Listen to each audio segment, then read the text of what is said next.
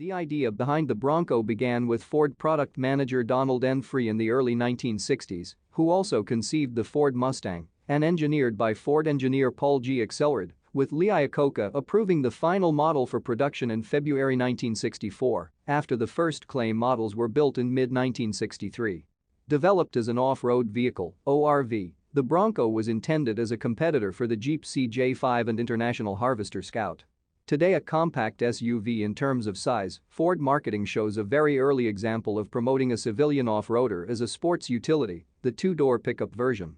Initially selling well, following the introduction of the Chevrolet Blazer, Jeep Cherokee, and International Scout II, from 1969 to 1974, demand shifted towards SUVs with better on-road capability, leading to a decline in demand for the Bronco. The first-generation Bronco is built upon a chassis developed specifically for the model range, shared with no other Ford or Lincoln Mercury vehicle. Built on a 92-inch wheelbase, sized between the CJ5 and Scout, only an inch shorter than the later CJ7, the Bronco used box-section body-on-frame construction. To simplify production, all examples were sold with four-wheel drive, a shift-on-the-fly Dana 20 transfer case and locking hubs were standard. The rear axle was a Ford 9-inch axle with Hotchkiss drive and leaf springs. The front axle was a Dana 30, replaced by a Dana 44 in 1971. In contrast to the twin I-beams of larger Ford trucks, the Bronco used radius arms to locate the coil-sprung front axle, along with a lateral track bar, allowing for a 34-foot turning circle, long wheel travel, and anti-dive geometry, useful for snowplowing. A heavier-duty suspension system was an option, along with air front springs. At its August 1965 launch, the Bronco was offered with a 170 cubic inch inline six.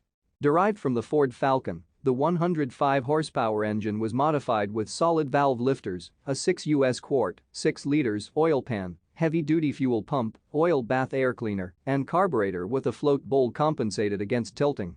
In March 1966, a 200 horsepower 289 cubic inch V8 was introduced as an option. For the 1969 model year, the 289 V8 was enlarged to 302 cubic inches, remaining through the 1977 model year. For 1973, a 200 cubic inch inline six became the standard engine, offered through 1977. To lower production costs, at its launch, the Bronco was offered solely with a 3-speed column-shifted manual transmission and floor-mounted transfer case shifter, with a floor-mounted transmission shifter, later becoming a popular modification. In 1973, in response to buyer demand, a 3-speed automatic transmission was offered as an option.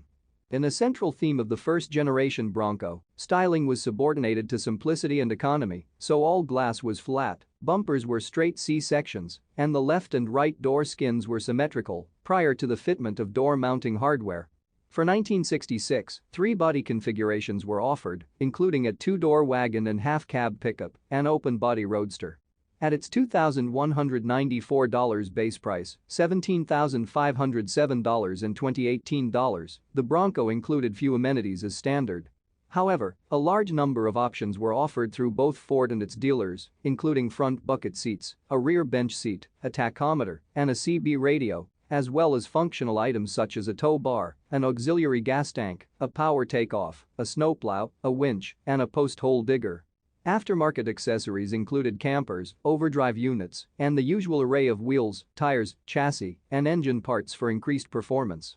For 1967, Ford introduced the Sport Option package for the Bronco wagon. Consisting primarily of chrome exterior trim and wheel covers, the Sport package was distinguished by red-painted Ford grille lettering. For 1970, the Bronco Sport became a freestanding model rather than an option package. To comply with federal regulations, the Bronco was fitted with backup lights and side marker lamps in 1967 and 1968, respectively. After struggling with sales, the open-body Bronco Roadster was withdrawn after the 1968 model year. After 1972, the Bronco half-cab was withdrawn, along with its lower sales compared to the wagon. Ford had introduced the larger Ford Courier compact pickup.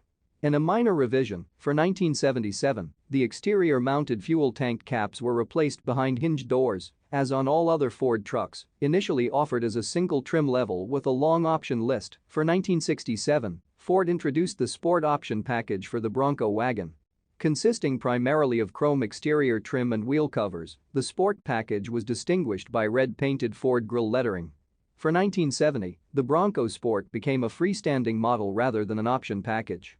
For 1972, in line with the F-Series trucks, the Ranger trim became the top-of-the-line Bronco, offering body stripes, model-specific wheel covers, cloth seats, wood-grain door panels, and carpeted interior. In a 1975 interior revision, the Bronco Sport and Bronco Ranger adapted the two-spoke steering wheel from the F-Series. Recently, the 2019 SEMA show was awash in Ford Broncos. Restored, lifted, and modified versions were showcased. When Ford revealed Jay Leno's personal 1968 Ford Bronco, fans were blown away. Leno's Bronco looks exactly like the sleeper it's intended to be.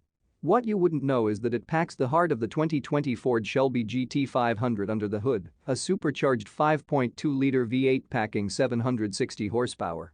If you enjoyed this video and would like to learn more about other historic vehicles, please support my channel by smashing the like button and subscribing to my channel. Thanks for watching.